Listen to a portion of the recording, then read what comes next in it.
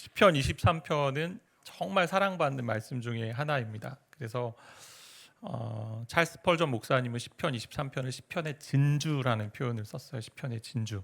그만큼 주옥 같다.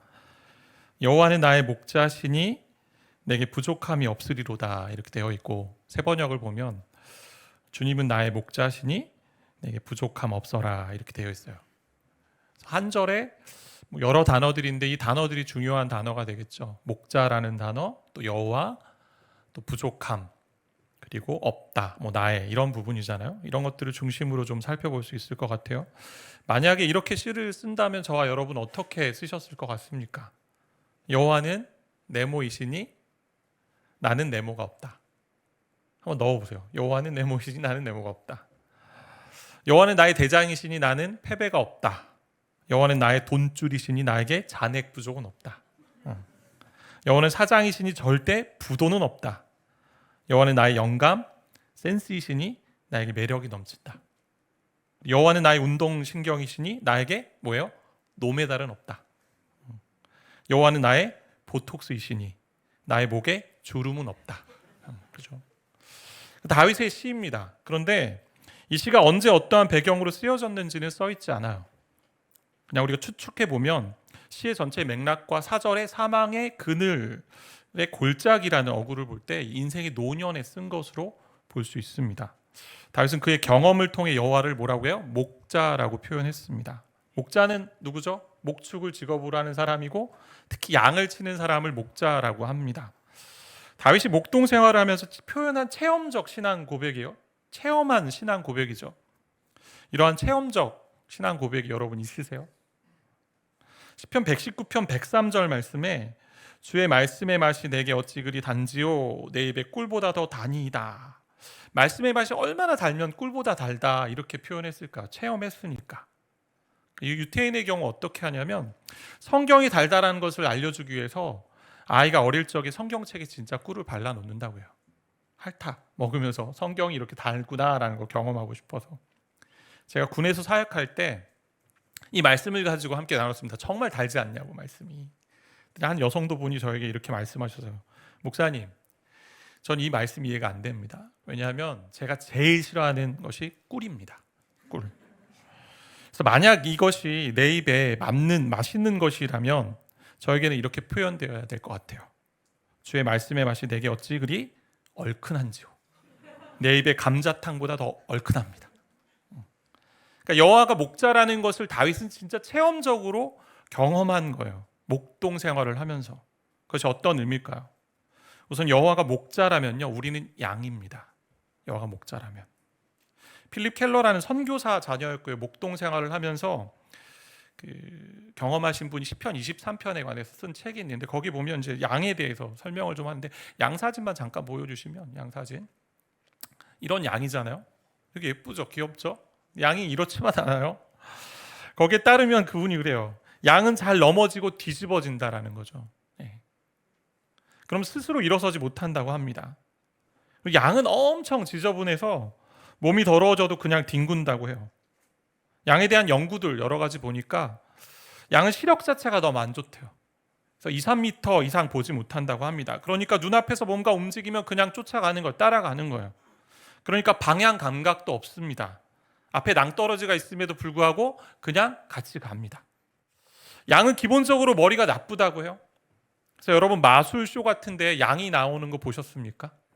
양을 조련하지 않습니다. 머리가 나빠서. 게다가 양은 방어 능력도 없습니다. 손톱도 없고, 발톱도 없고, 그리고 송곳니도 없습니다. 다리도 짧아서 빨리 달리지도 못합니다. 그래서 운동경기팀의 마스코트로 양을 쓰는 경우가 없습니다. 라이온즈 있죠. 사자는 있어요. 타이거즈도 있어요. 호랑이는 있어요. 이글스도 있죠. 독수리 있는데 램즈라고 쓰지 않아요. 시카고 램즈 없죠. 불스는 있어도 황소는 있지만. 이런 양에게 큰 문제가 하나 있는데 그게 뭐냐면 습관에 빠지면 그대로 따라한다는 거예요. 습관에 빠지면. 무슨 말이냐? 고집스러운 부분이 있어요. 양은. 멍청하고 연약하고 어리석은데 게다가 고집스러워요. 이사야 53장 6절에 이런 말씀 있습니다. 우리는 다 양 같아서 그릇 행하여 각기 제 길로 갔거늘 되어 있어요. 다 양 같습니다. 우리 인간을 그렇게 묘사하고 있는 거예요. 왜? 연약한데 고집스러워요. 다 잘못된 길 가면서 각각 제 길로 갑니다. 성경이 이것을 이야기하고 있습니다. 어디로 가는지 모르는데 고집스럽게 갑니다. 연약하고 어리석지만 고집이 있어서, 자기 고집이 있어서 조건이 채워지지 않으면 쉽게 눕지 않는데요, 양은. 저와 여러분 어떤가요? 양처럼 어리석음과 연약함이 있어요? 근데 게다가 고집스러운 죄성까지 가지고 있습니다. 틀린 것인데 때로는 맞다고 고집 부릴 때가 얼마나 많은가요? 저도 아내하고 이제 함께 있으면서 이야기할 때마다 제가 맞다고 우길 때가 진짜 많아요. 근데 결국은 제가 틀린 것을 발견했을 때 어떻게 돼요? 깨갱하고 이제 조용히 있는 거죠. 조용히 있는. 스스로 죄인임을 경험할 때가 바로 그때인 것 같아요. 그러니까 연약하며 고집 부리는 양은요, 어때요? 목자가 없으면 절대 살 수 없습니다. 양을 잘 아는 그 목자의 보호와 도움이 없이는 양은 생명을 유지할 수 없습니다. 양에게 누가 필요해요? 경찰관, 또 법관, 세금 징수원 이런 사람이 필요하지 않아요. 양을 잘 아는 목자가 필요합니다. 양 스스로는 부족함 투성이에요. 그러니까 하나님의 백성은 목자가 반드시 필요한 양입니다. 그렇게 고백하고 있는 거예요, 다윗이. 이런 양을 보호하며 목자가 되시는 분을 성경은 뭐라고 얘기해요, 오늘? 여호와는 나의 목자시니라고 되어 있어요. 하나님한 이름을 다양하게 얘기할 수 있지만 여호와라고 얘기합니다. 여호와. 모세를 통해 이스라엘 백성에게 주셨던 이름이고 하나님이 하나님 자신을 드러내신 이름이에요. 출애굽기 3장 14절 말씀 우리 같이 좀 읽겠습니다. 하나님이 모세에게 이르시되 자손에게 이같이 이르기를 스스로 있는 자가 나를 너에게 보내셨다 하라. 여호와가 누굽니까? 스스로 있는 자예요. 우리가 믿는 하나님인 스스로 있는 자이십니다. 그분은 만들어진 신이 아니에요. 생성되거나 진화되고 발전되어서 점점 강해진 그런 신이 아닙니다. 원래 전능하시고 원래 스스로 계셨고 원래 모든 것을 다 아시고 원래 창조하신 분이십니다. 그 스스로 있는 분, 나는 나다라는 한 분이 세상을 창조하신, 이미 스스로 계셨고 지금도 스스로 계신 하나님이, 여호와 하나님이 저와 여러분의 목자가 되어주신다, 목자가 되신다라고 말씀하시는 거죠. 그래서 그분이 나의 목자라는 것은요, 스스로 계신 그 분이 나의 주인이 되었기 때문에 나는 그 주인의 소유로 살아간다. 목자는 자기 소유인 양을 절대 포기하지 않습니다. 확실히 책임집니다. 그러한 분이 목자가 되면 어떤 일이 벌어져요? 우리에게 부족함이 없다라고 얘기해요. 부족함이 없다. 여호와가 목자이기 때문에 부족함이 없다는 것은 육적으로 모든 게 다 채워진다, 풍요롭다 이런 얘기 아닙니다. 내가 필요한 모든 게 다 채워진다, 그게 아니에요. 여호와 하나님 내 주인이시면 나를 책임지시는 분이기 때문에 나는 그 안에서 진짜 만족을 누린다라는 거예요. 왜요? 목자이시니까. 양이 가장 필요한 것을 잘 아시는 분이기 때문에, 우리의 결핍과 곤핍이 무엇인지를, 빈곤이 무엇인지를 아시는 분이기 때문에 아주 적절하게 양에게 필요한 것을 채워주시고 돌보시는 분이 목자입니다. 그럼 우리 삶에 어려운 일이 없다 이런 얘기 아니에요. 하나도 없다, 그런 일이 벌어지지 않는다 그런 얘기 아닙니다. 바울의 삶도 그렇고 우리 많은 선교사님들의 삶을 봐도 그렇고 신앙의 선배들의 삶을 봐도 그렇고 고난 없이 인생을 통과한 사람 없습니다. 무슨 얘기냐, 내가 생각하지 않는 그런 고난들, 어려움들이 벌어진다 할지라도 나에게 가장 필요한 것, 가장 선한 것이 무엇인지 아시는 목자이기 때문에 절대 부족함이 없습니다. 가장 적절한 길로 인도하기 때문에 부족함이 없습니다라는 고백입니다. 근데 인간은 어때요? 욕구, 불만의 감옥 가운데 갇혀 있어요. 이것저것 채워보지만 그 안에 자유가 없어요. 욕구를 채워봅니다. 근데 순간이잖아요. 1절을 다르게 표현한다면 오늘날 세상 사람들 어떻게 표현할까요? 만약 나에게 무엇만 있다면 여호와가 목자 되십니다예요. 나에게 이것만 있다면 여호와가 나의 목자 되어주십니다. 나에게 승진만 있다면, 퇴직 없는 직장만 있다면, 질병이 낫는다면, 취직만 된다면, 결혼만 한다면, 재산을 많이 모을 수 있다면, 지난해보다 더 많은 월급이 생긴다면, 자녀가 좋은 학교에 입학한다면, 그리고 우리 학생들은 성적이 오른다면, 뭐 살만 빠진다면, 저는 어떨까요? 설교가 잘 써지고 목회가 잘 되면, 우리는 무엇이 있으면 그때 목자가 된다라고 생각합니다. 그리고 만족하다라고 생각합니다. 이 땅을 살아가는 데 있어서 관계나 물질이 전혀 필요 없다, 그런 얘기 아니에요. 그것이 가장 중요한 것인 양 살고 있는 세상 가운데 우리가 자꾸 휘둘리고 있다라는 거죠. 결국 욕구들이 어떻게 되냐면 그 욕망들이 우상이 됩니다. 그것 없으면 못 산다라고 얘기합니다. 우리 목자이신 하나님의 양인데, 그분의 소유인데, 그분의 소속 가운데 있는데 다른 목자의 소속으로 살아갈 때가 있다라는 거죠. 마치 세상의 것들이 진짜 목자인 양 우리에게 나타나고 있어요. 대표적으로 돈과 물질이 그렇지 않습니까? 목돈을 모아서 돈을 버는 시스템을 만들어가지고 빨리 은퇴하고 쉬면서 살겠다라는 게 세상의 꿈이고 세상의 바람입니다. 언제 이 세상을 떠날지 모르면서 거기에 온 힘을 씁니다. 주위를 돌아보거나 나누는 것 별로 하지 않습니다. 나를 위해 다 쌓아봅니다. 근데요, 진짜 만족이 없어요. 나를 위해 다 쌓아봅니다. 그래도 부족을 느낍니다. 왜요? 남과 비교하고 사니까. 우리가 하나님의 양떼이기 때문에 다른 곳에서는 채움을 받을 수 없어요. 만약 세상의 것으로 채운다 해도 순간이고 영원한 건 없습니다. 아니, 사는 내가 순간이잖아요. 내가 영원히 삽니까? 우리가 진짜 목자 되신 여호와 하나님을 주인으로 모시고 의지하며 살아야 합니다. 그러한 고백이에요. 이것은 전적으로 그분을 신뢰하며 산다는 고백입니다. 진짜 만족 어디서 와요?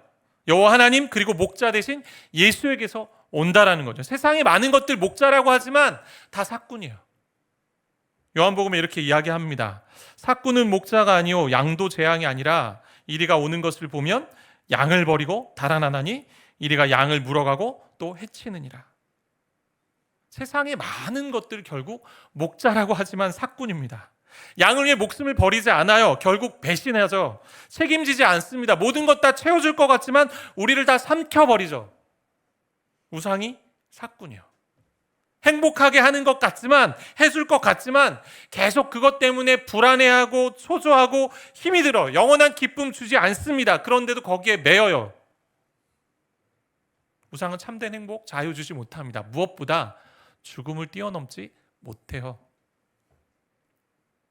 오직 영과 육의 죽음을 해결하신 분, 주님만이 진정한 목자 되십니다.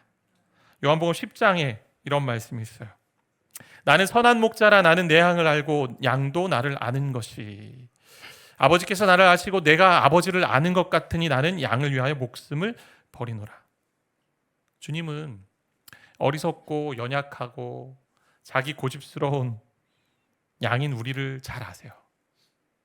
그리고 무엇보다 주님은 우리의 가장 필요한 것이 무엇인지를 가장 잘 아세요. 그래서 목숨을 버리셨어요. 죽음을 향해 가기에 매 순간 부족함을 느끼는 우리에게 진짜 그 부족, 그 빈곤을 해결하기 위해 자신을 내어주신 분이 주님이십니다. 우리가 죽음 때문에 두려워하고 죽음 때문에 염려하고 죽음 때문에 불안해하잖아요. 마치 돈이 없으면 죽을 것 같고, 그렇게 주님 안에 있을 때 우린 욕구 불만의 감옥에서 자유하게 되는 거죠. 인간의 최종적인 문제, 그 죽음을 해결하신 분이 예수 그리스도, 우리의 선한 목자이시기 때문에. 우상으로 이끄는 욕망은요, 우리가 싸워서 이기는 게 아닌 것 같아요.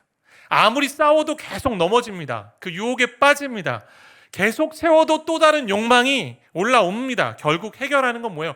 가장 좋은 것으로 채우면 돼요. 신앙의 자유를 찾아 나선 청교도들이 있지 않습니까? 그들이 이렇게 기도했다고 해요. 빵 한 조각과 물 한 잔뿐인 식탁 앞에서 이렇게 기도했다고 합니다. 예수님만으로도 넉넉한데 이렇게 먹을 것까지 주시다니요. 예수님만으로도 이렇게 넉넉한데. 이 고백이 부족함 없는 저와 여러분의 삶의 고백이 되는 줄 믿습니다. 스스로 계신 우리 하나님이, 또 우리를 위해 자기 몸을 내어주신 주님이 목자 되심을 알고 확신하고 신뢰하며 사는 삶이 진짜 부족함이 없다라고 고백하는 것입니다. 그런 주님이 여호와가 나의 목자가 되세요. 우리의 목자이기도 하지만 양 한 마리 한 마리 다 아시고 그에 맞게 보살피시고 돌보시는 목자이십니다. 부모의 신앙이 자녀의 신앙으로 자연스럽게 전수되지 않습니다. 공동체의 신앙이 개인의 신앙이 되지 않습니다. 각자가 하나님을 목자로 만나야 되고 각자가 여호와 하나님을 목자로 고백해야 합니다. 시편 23편은요. 고백이자 선포이고 선언이에요. 23편은 여호와가 나의 목자가 되어주세요. 그래야 내가 부족함이 없습니다라는 기도가 아닙니다. 선언입니다. 선포예요. 믿는 자가. 우리가 주제를 여호와로 나의 목자 되시게 하라 이렇게 했지만 얼마나 목자가 되시는지 알지 못하고 확신하지 못하고 살아가니 이렇게 얘기한 거지. 선언이에요. 선포예요. 확신입니다. 여호와가 나의 목자이시니 나는 절대 부족함이 없습니다. 땅땅 하고 오늘 사는 것입니다. 삶이 부족하다고 여겨지십니까? 뭐가 없다고 자꾸 여겨지세요? 이것도 없고 저것도 없고 왜 안 되는지. 다른 것을 목자로 따르고 있는 것 아닐까요?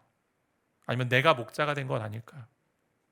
스스로 계신 하나님, 그리고 자기 목숨을 내어주시고 생명을 주신 그 선한 목자이신 예수님을 목자로 모시고 따라갈 때 우리 안에 진정한 풍성함, 부족함 없는 인생이 되는 줄 믿으며 확신하며 살아가시는 여러분 되기를 바라고 축복합니다.